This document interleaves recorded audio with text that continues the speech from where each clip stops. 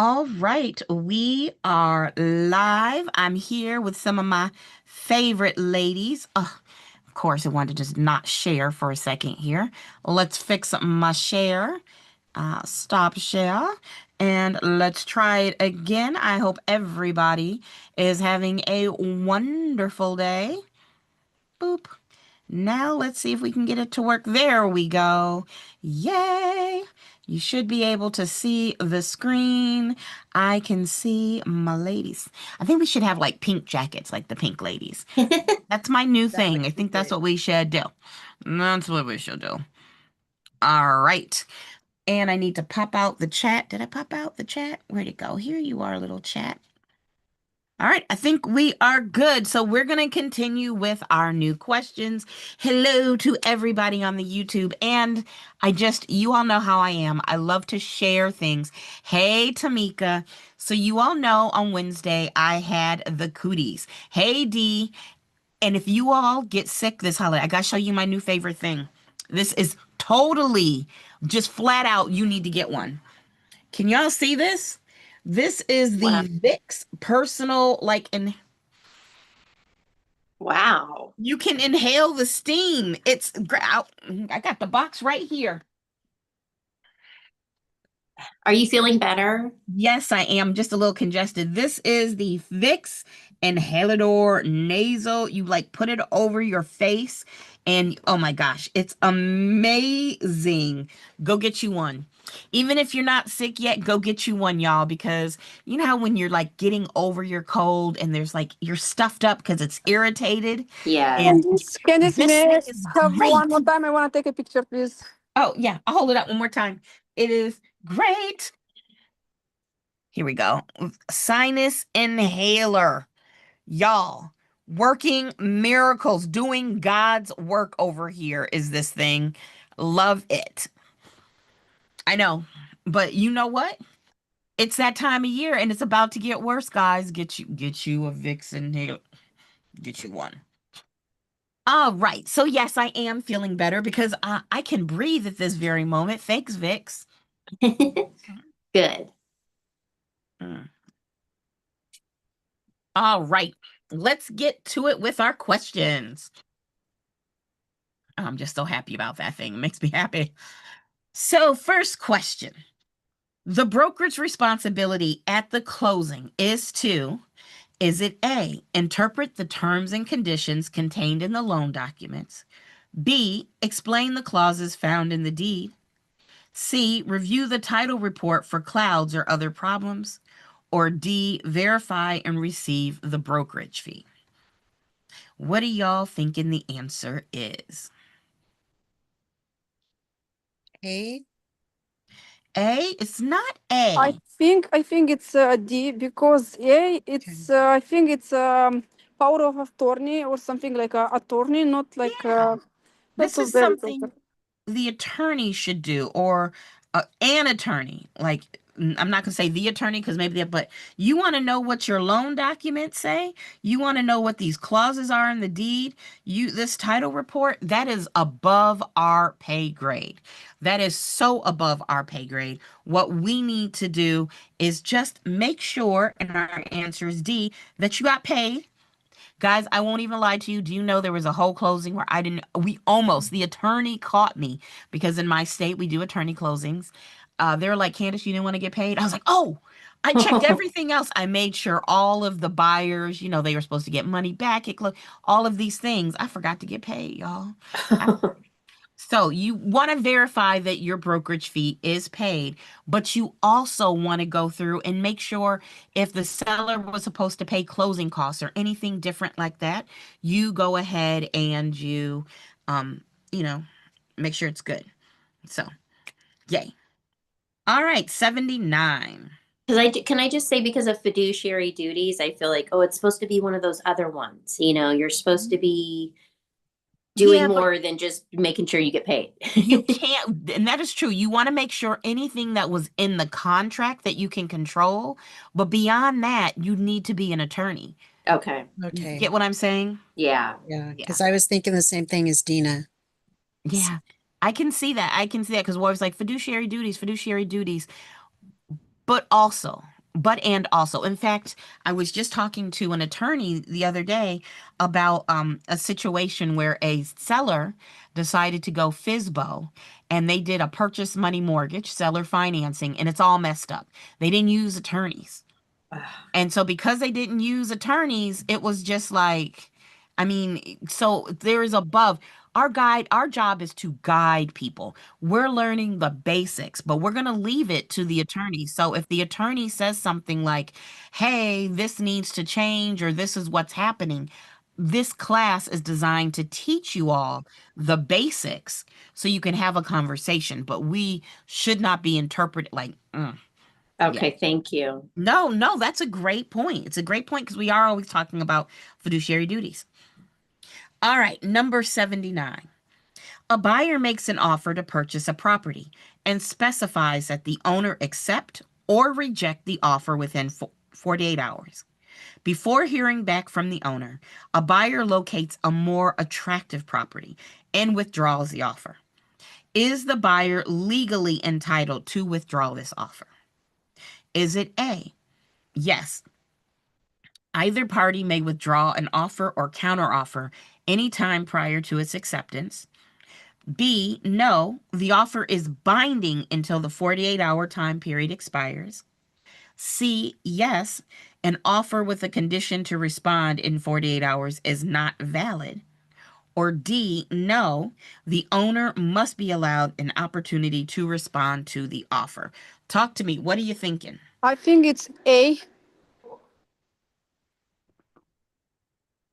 I got one person for A. Anybody else? Let's choose a new color today. Anybody else thinking anything? Is there anything that we could remove or get rid of that you know is not the answer? I think it's possibly A2. You think it's possibly A2? Okay, we got another one here. And you know, if you're at my YouTube and you're watching, I know it's a bit of a delay, but you can go ahead. Hey, Stacy, I see you in both. That's lovely. All right. Well, I like to say it. I love to say it. You all are correct. Yes, this is true. Because either party can withdraw an offer or a counteroffer at any time for any reason prior to its acceptance. And remember, it's not just acceptance, it's also notification of those signatures. Right? Tamika said it was A. Good job, Tamika. Yes. All right. Let's see. Next one. I was like, not B. Here we are. What happens when you take too much medication? House A sold for $132,000. It had 3 bedrooms, 2 bathrooms, and a 2-car garage. Where is this house at? And a 2-car garage. Sign me up. In the same neighborhood, 1 month later, House B sold for $140,000. It had a 3-car garage, but was otherwise very similar to House A. So remember, House A has a 2-car garage, and House B has a 3-car garage, but otherwise is the same. House C, the subject property, has a 2-car garage. What would the appraiser adjust for the extra space on House B? Woo! Now, even knowing what I'm doing here, guys, I'm like, okay, what just happened here? So it said, and I'm going to draw it out the way I would kind of look at it. We've got our subject property. Our subject property has a 2-car garage. And then A has a 2-car garage. And B, and it sold for $132,000. And B had a 3-car garage. And it sold for $140,000. Does everybody see how I kind of took that information out? And so I was like, it's got to make sense in my mind. Yeah. So we had a subject. We have 2 comps, A and B. A looks like it's basically the same. B had a 3-car garage, otherwise was the same. And it's asking us, what would we adjust? Well, we got to remember 2 things for this. First is whether we add or subtract, which I always remember is CIA, CBS. If the comp is inferior, you add, versus if the comp is better, you subtract. And the other thing we want to remember is always, always, always only adjust a comp.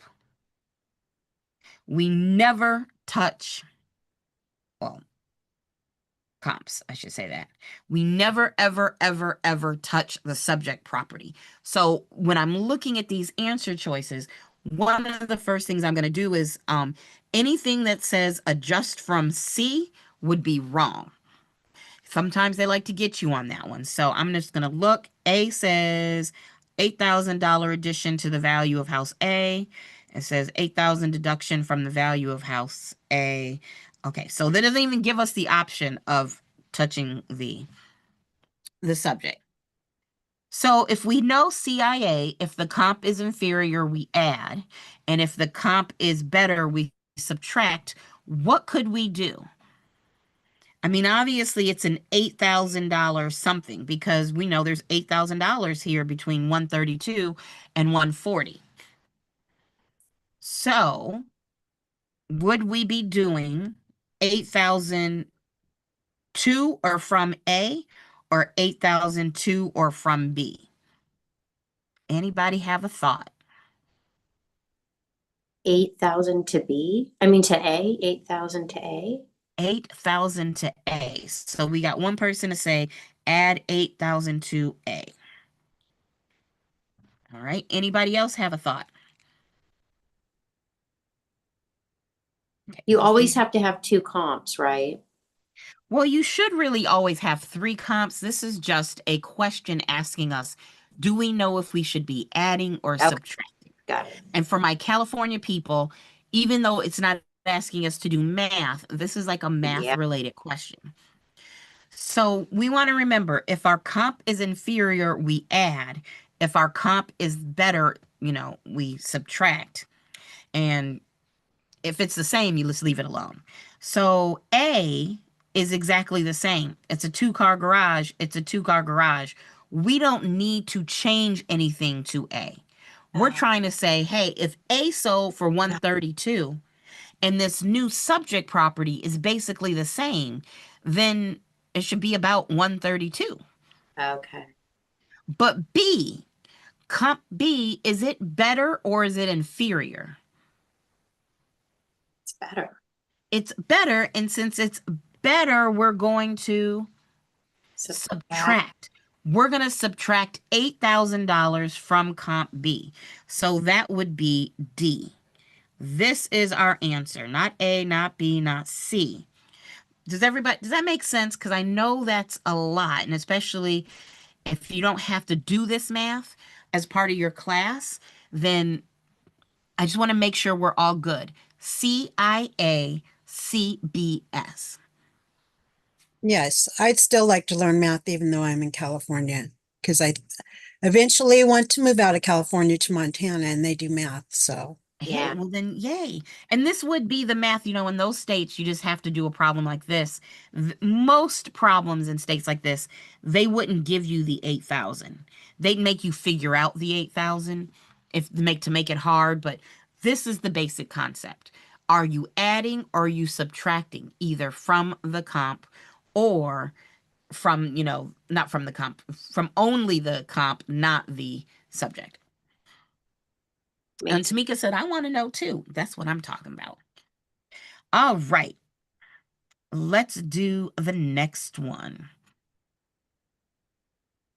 The Housing and Community Development Act of 1974 prohibits discrimination based on what?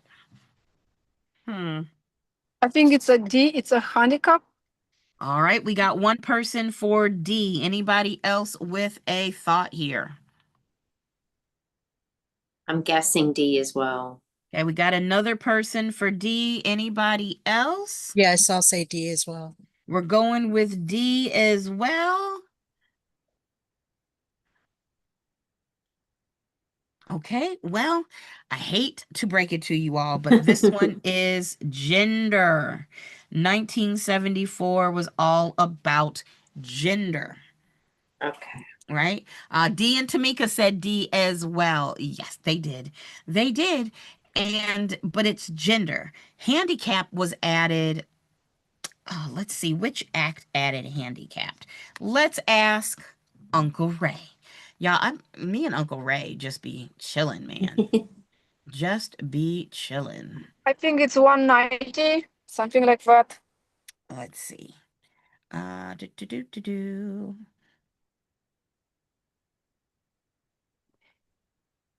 Hey, Uncle Ray, what year was handicapped made a protected class in the Fair Housing Act? Sure thing. So, disability, or what was historically referred to as handicap status, was officially added as a protected class under the Fair Housing Act in 1988. Basically, that was part of the Fair Housing Amendments Act of 1988, which expanded the law to include protections based on disability and also familial status. So, that was the big year that change came into play. Thank you. So, you know what I'm going to remember now? I don't know why, but in my mind, I mean, I knew this was 1974. Do y'all remember that that famous female tennis player where she did the Battle of the Sexes? What was her name? Do y'all know what I'm talking about? Is it Billie Jean something? Oh, Billie Jean King? Yes, Billie Jean King. Do y'all remember that? Has everybody heard of that before? In my mind, I just assumed it happened in the 70s. So whenever I see 74, I think of Billie Jean King. But now we know handicapped, it was 1988. And it was, I'm sorry, I should say disability. It is disability. And we know it's family too. Familial status. And I think I'm going to start thinking about The Cosby Show. Okay, that doesn't look appropriate. I think I'm going to start relating this to The Cosby Show. And maybe that is, I mean, I'll think of families because, you know, if I was ever a mom, I wanted to be like Claire Huxtable. But if I can remember disability, maybe because he was a doctor, and family was 1988, if I can remember that for the TV show, that might work. Because I'll tell y'all, I've always been honest. If my test goes through and says, what year did this happen? I'm like, I got all the other dates in my head. But I know they love to test us on it. So I don't know if that's going to help anybody else, but that's how I'm going to remember it from here on out. That's a good way of remembering it. Yep. So The Cosby Show, 1988, and he's a doctor and he didn't work with the disabled. But we'll go with it. And then gender, I always think of Billie Jean King.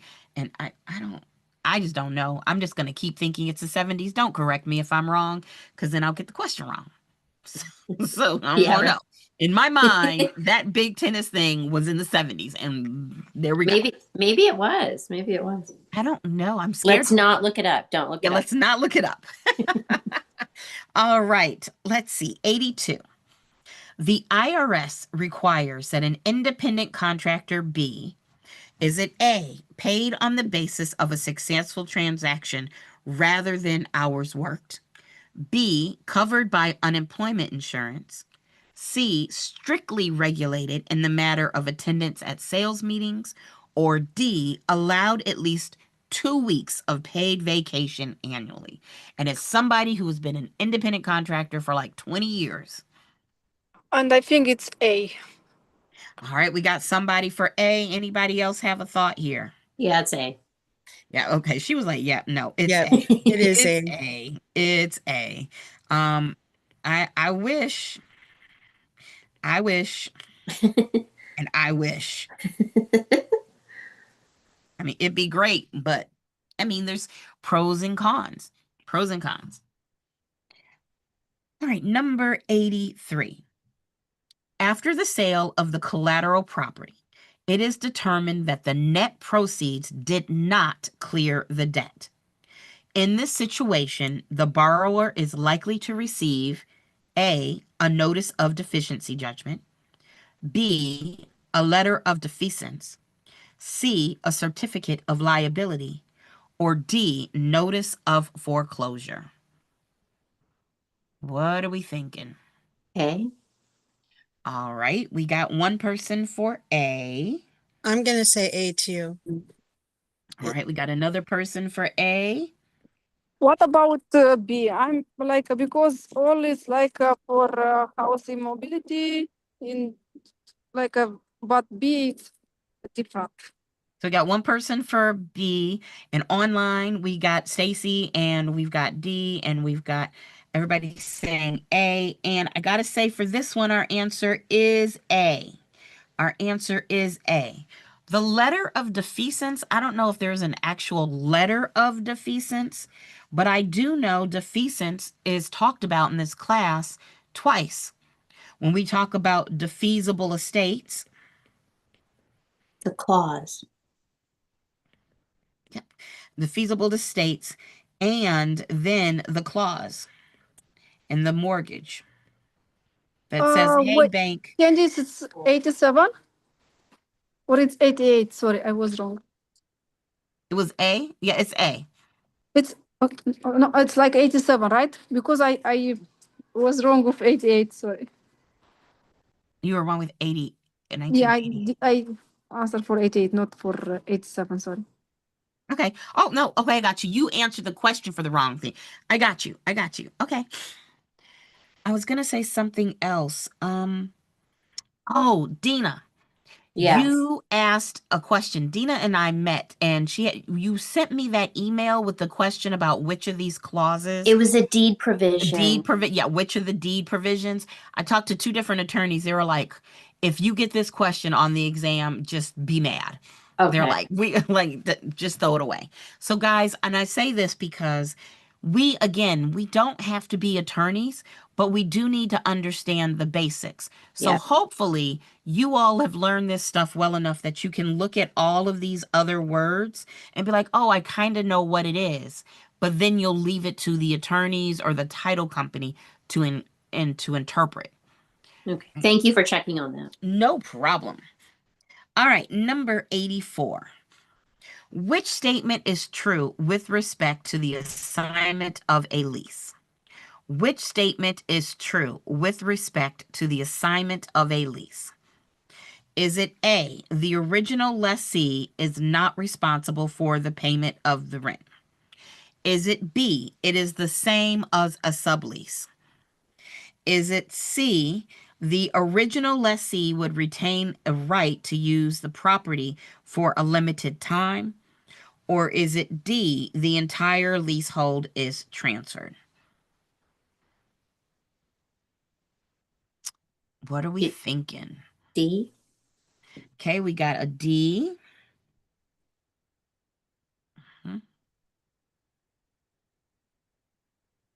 Anybody else with a thought?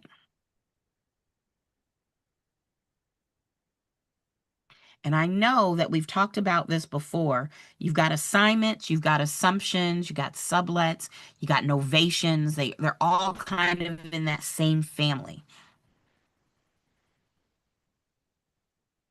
Now, Dina, was that you that said D? Yeah. Yep. And I think we talked about a question like this, didn't we? Possibly. I think we did. Well, you're right. D is the right answer. Right? And I mean, how do I say this? This is a very technical question. I had to look and see. I like to think of it as, remember that when you're how to say, when you're subletting of, you know what? As I've talked to attorneys, oh, we have Trisha, she's joining us.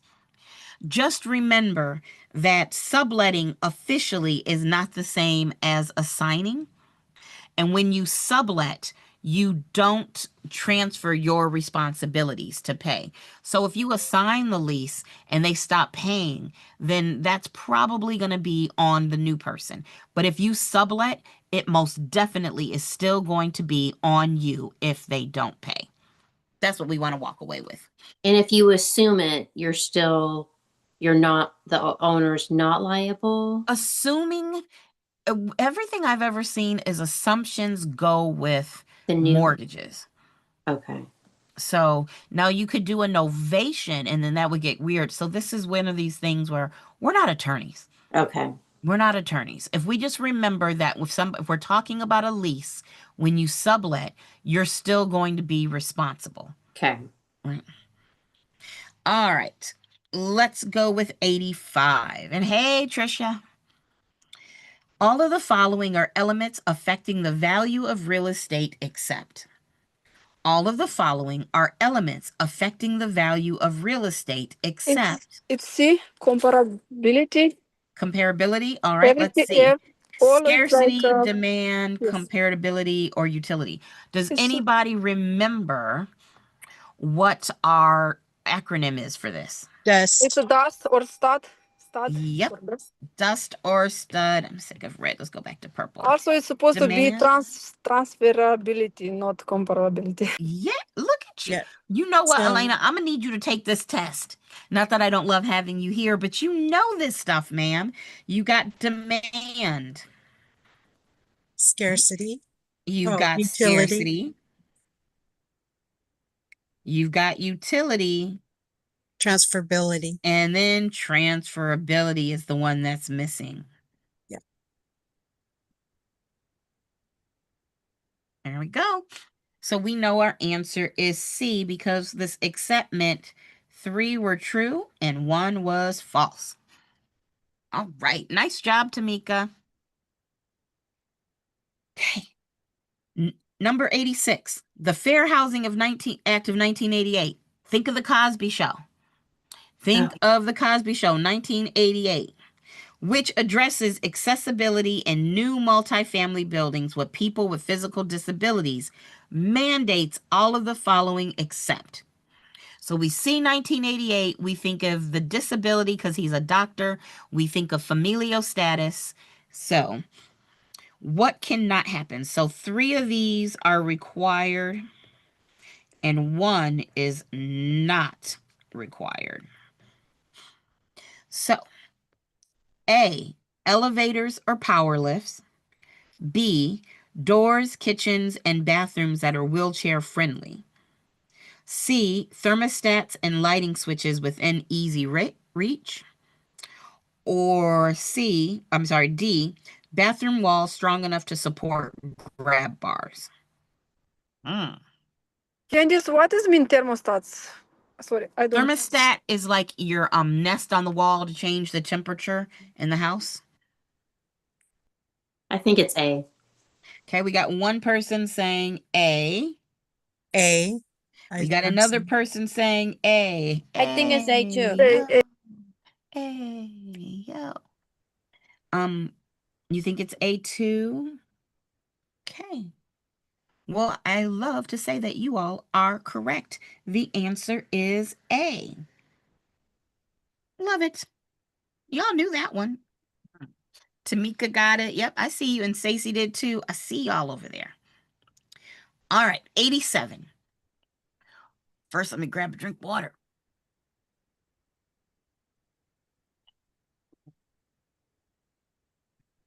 Which is not an example of a buyer's debit on a closing statement? So, which is not an example of a buyer's debit on a closing statement? So that means 3 are going to be buyer debits and 1 is not a buyer debit. Okay. So, a loan origination fee, A, is that a buyer debit? Yes. Yes, I agree. Not A. I think it's a D. It's an appraisal fee. Well, let's get there. Let's see. B, a credit report. What would that be? Who would be paying? It's gonna be FICO score, and it's gonna. Sorry. What I missed. You broke up a little bit. Oh, anybody? I know Elena, you said something. Anybody have an idea? Is that a buyer Who would- debit? Is that? That is the buyer's debit, because why would the seller need a Yeah. credit report? Yeah, good point. They're Oh. selling their house. You don't have to have a certain credit score in order to sell your house. You can just sell it. Yeah. The tenant security deposit.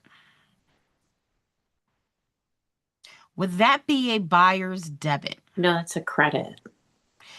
Would it be? Yeah, it would be a credit to the Buyer. buyer. The buyer. Because if the buyer was buying a property that was an investment property, the original owner has the security deposit, and they need to give that money to the new owner so that the new owner now has security deposit. So we know it's not A, it's not B. And it's Let's check B, D. because an appraisal fee is paid by the lender or it's paid by buyer. Yep. The buyer. So that's the buyer. That means our Yes, answer buyer. is C. Nice job. All right, 88. Ooh, going all the way back to the beginning of what you learned about real estate. How am I going to take this test without you breaking it down for going over each? So, you know what? You're not the first person to say that. Imagine, just do, WWKS. What would Candace say? What Yeah. would you have heard me so much in this class? I know, and Yeah. I'm so sorry that I'm the voice in your head. No, it's Just good. imagine what would you do? Yeah. Like, what would I say? Pretend to be me. You get to pretend to be me. Yep. Okay. All of the following are physical characteristics of real estate, except just don't sing and dance Except out B. loud in the test. Except B because B is a characteristic of value, not on like a. So you're saying B is a characteristic of value and not a physical characteristic. Okay, we got one person for B. Anybody else? What does D mean when you're done? Will you explain? Oh, yeah. Non-homogeneity. Well, we know this is same. Homo means same. So non-homogeneity means it's not the same. And it's another word for this is heterogeneity or uniqueness. Okay, thank you. And this is a great example of, you all know how I feel about those synonyms. Mm-hmm.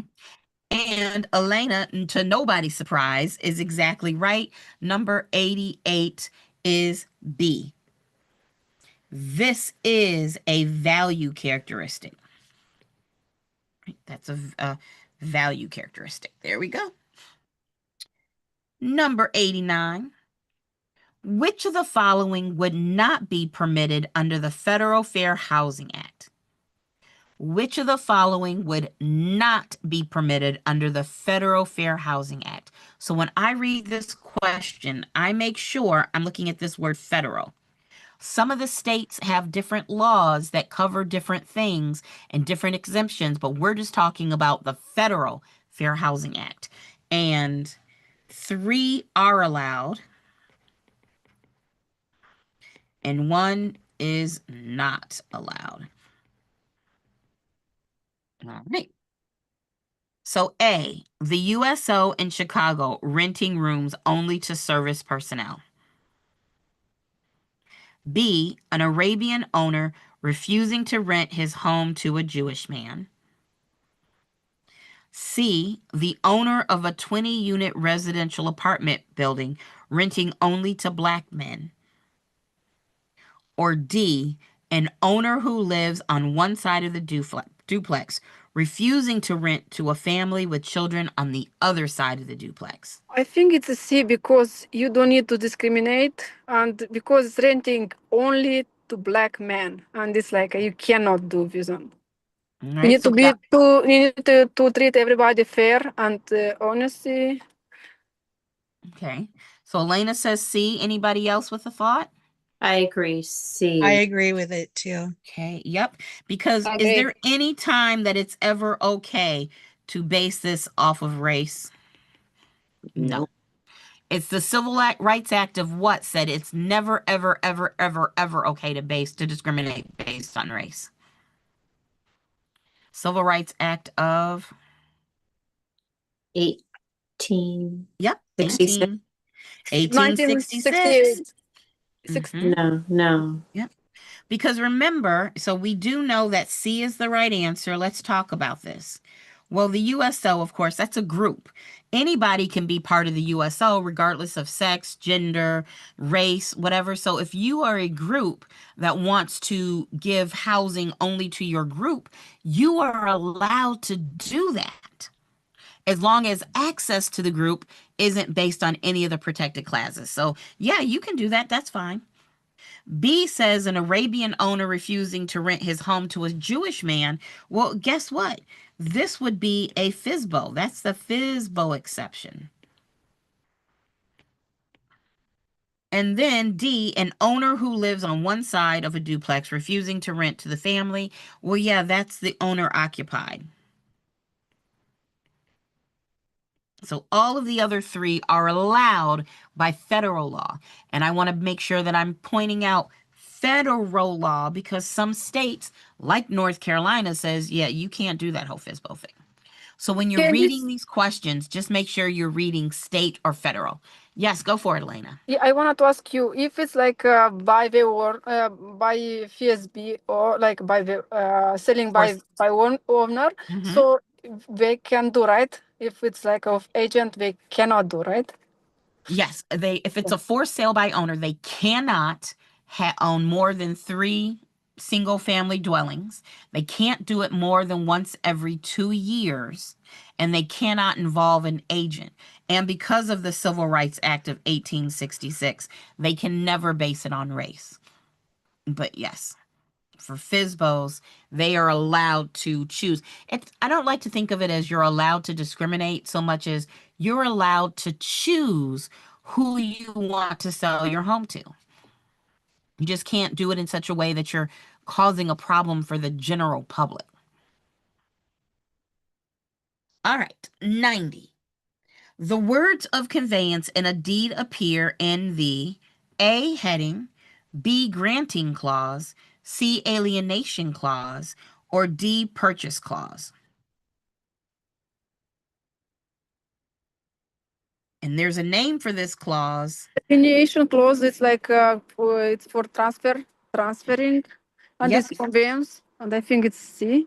So you think it's C? No, I don't think C. I think Okay, good. You I think think it's C? B. Yeah, because we know it's the alienation clause. What's the other name for this in a do mortgage? want to sell, do want to sell, Yep, due on sale. and I think it's a B granting clause because the deed has to do with a granting clause. Okay. Anybody else thinking it's B? Yes, I think it's granting clause too as well. Same Can- here. Yay, because that's the right answer. Same. Who remembers the other name for this? To have and to hold. It's like a I forgot. Habendum clause. Something. There we go. Habendum clause. Or it's not a clause, but it's the words. Habendum stuff. There we go. I cannot wait. You all are going to rock this test. Yes. I see you, Tamika. Yep, it is B. We are not doing math. Not today, Satan. Not today. All right. 92. Which of the following properties would likely merit the highest capitalization rate? Oof. Which of the following properties would likely merit the highest capitalization rate? A single family residence. B, a convenience store in an urban neighborhood. C, a modern firehouse. Or D, a strip mall with limited access to traffic. Was it B? Okay, we got B. We got one B. And I'm thinking about this, guys. I'm like, oof. Because we're talking about which would earn the most money. Yeah, so we got another B. Stacy said B. B. Yeah, and that's what I was thinking. I I was think like, B. well, capitalization rate would be the income approach. Come, and it's for sure it's like the store because producing income. Yes. All right. Well, we know it's not a single family residence, right? And we know it's not a modern firehouse because those don't produce income. Now we're down between B and D. Now, I would probably say D. Candace is going to go with, I'll make a different color, D. And let me tell you I why. think I don't it's a know if I'm D right, because but Yeah, I D think it's B it's too. because D it's go with income, the commercial, it's for a commercial, and it's going to be well, they're both commercial. But what but I'm thinking about is the fact that when it comes to capitalization rate, we're usually talking about the money that something brings in. Like, how is it? The convenience store, to me, the space itself would be based on what's in it versus the strip mall the whole point is how much money does this investment bring you? So in my mind, I don't know if I'm right, and I could very well tell myself I'm wrong or I find out think I'm wrong. G But also because it's for strip mall and strip mall is like bring the money But for it yeah, says it's an But the investment. only thing that's stopping me from that is the limited traffic. yeah.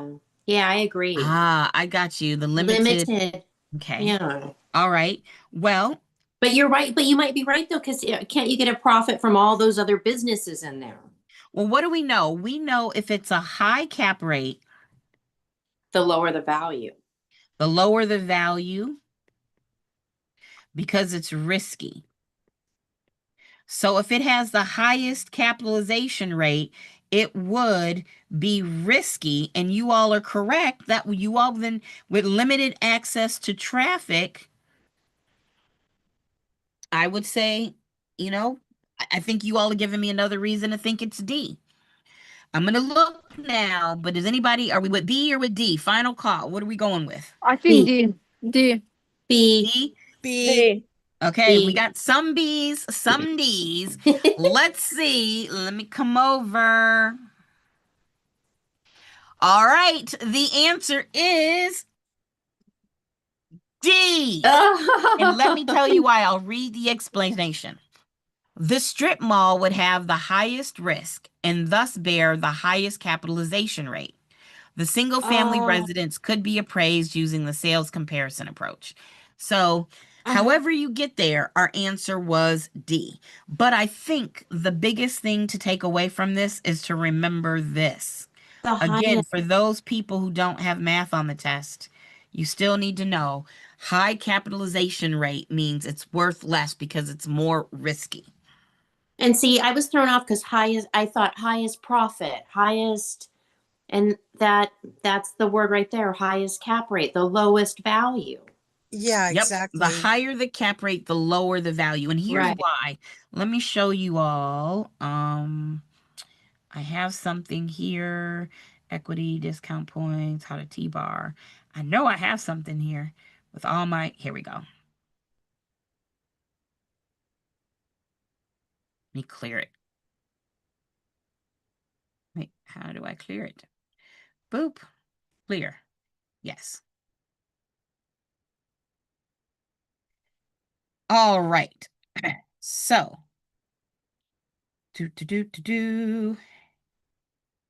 is Is this going to explain it the way I want it to? Yeah, well, I don't know if this makes sense. If there's a lower cap rate, it means it takes more money to buy it.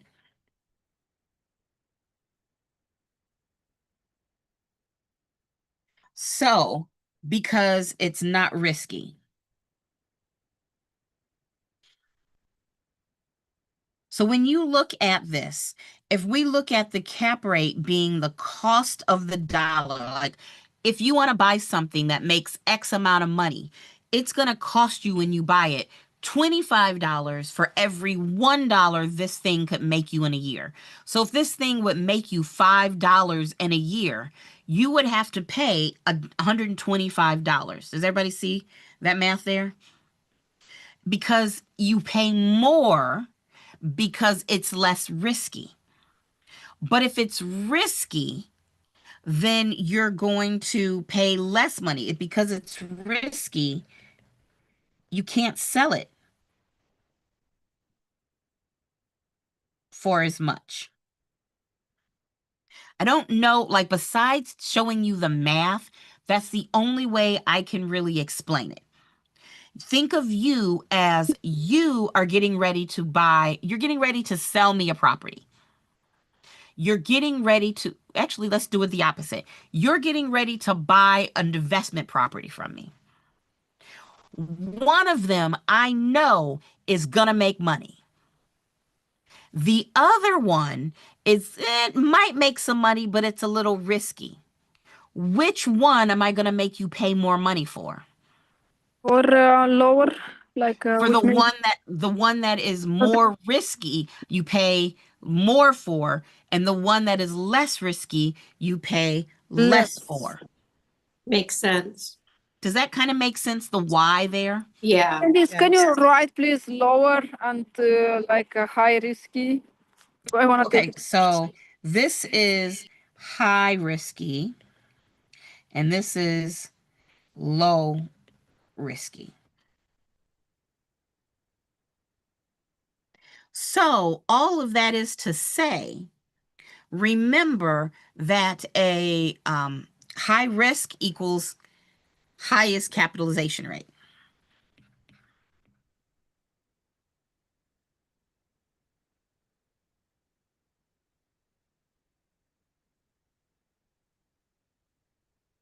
So when you buy a property, the lower the cap rate, the better, because we're saying, hey, it's less risky.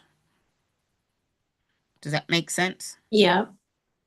But it's going to cost you more money Yeah. to get the less risky.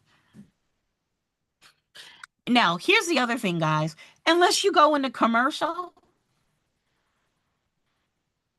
you don't care. This is why I could not do commercial. But I do want you to understand it. If you can just remember this part for your exam, then you should be able to get this right.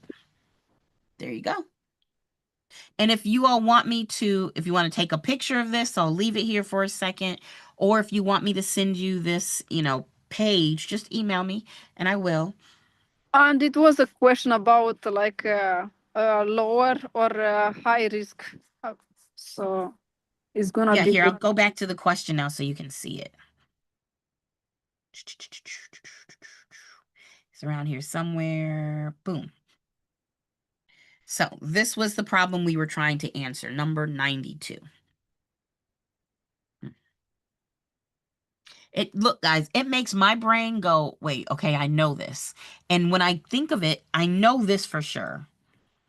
Like when I'm thinking of a question like this, if I got this on the test, I would literally have to write this down. I'd have to write high cap rate means higher, higher risk. Does that make sense? Like, I think, in fact, to make this easier, right? Once I get a question like this and I see the high capitalization rate, I might, on my test paper, write high cap rate equals higher risk. And then I might say, which equals a lower cost to buy. I would want to write that down and then have to figure it out. So I don't know if that'll help you all, but that's exactly what, if I get this question on the exam, I would do. Yeah. Otherwise, I would tie my brain up into circles. Well, okay, let's be honest. My brain is already tied up in circles, but it would be even more knotted than it already is. All right, one more. A tenant applicant confined to a wheelchair is interested in renting a townhome. A request is made to the landlord to allow the tenant to have an access ramp constructed. Which of the following is true in this situation? Oh, good, Tamika. I'm glad that helps you. Which of the following is true? So that means we got 3 false and 1 true. Candice, I think it's a B, like the landlord must allow, but the tenants need to be responsible for expenses. All right, let's see. I Let's agree. go through them each. So we got one person for B. The tenant application must be rejected. Nope, that person's going to get sued. B, the landlord must allow the tenant to make the modification at the tenant's expense. I like that one. I'm going to go with B, but I'm also going to make sure the other ones are not right. C, the landlord is required to fund modifications to the property to accommodate the access problem. Well, no, that's not true. It's not that the landlord is required to fund it. And actually, I could do it this way. It's that the tenant is required to pay for these modifications, and the landlord can ask them to put it back when they leave at their expense. And then we got D, so we know it's not C. The landlord may collect an additional deposit. Once again, you're It's going to get not. sued. Yes, So you our can't. answer But- is 100% B. B. Yay! Woohoo! All right, guys, I need to go do another round of my Vicks thing, but that lasted for like an hour now. Woof. Telling y'all, get you a Vicks. Get you this Vicks inhaler thing. Vicks, if you'd like to sponsor me. But you know what? You gave me Air Vicks, and that's all that matters. But I might gift these. I think it was like $40. I might have to start. These might be my Christmas gifts to family members. Good idea. It's that good. Thank It's you, that good. Candace. Yes, thank You are Candace. very welcome. You know what I'm going to go do? It's like usually I say buy me a chocolate, but today it's buy me a tea. Because between the tea and the Vicks inhaler. So guys, as usual, for those people watching, if you want to join us in the Zoom room, just go ahead and email me. Candace this works too. CandaceEllis.com. I don't know why I have so many email addresses. Or just do CandaceEllis@gmail. They all go to the same place, and I'll answer. So I will see everybody next time. Have a wonderful weekend. See y'all Wednesday.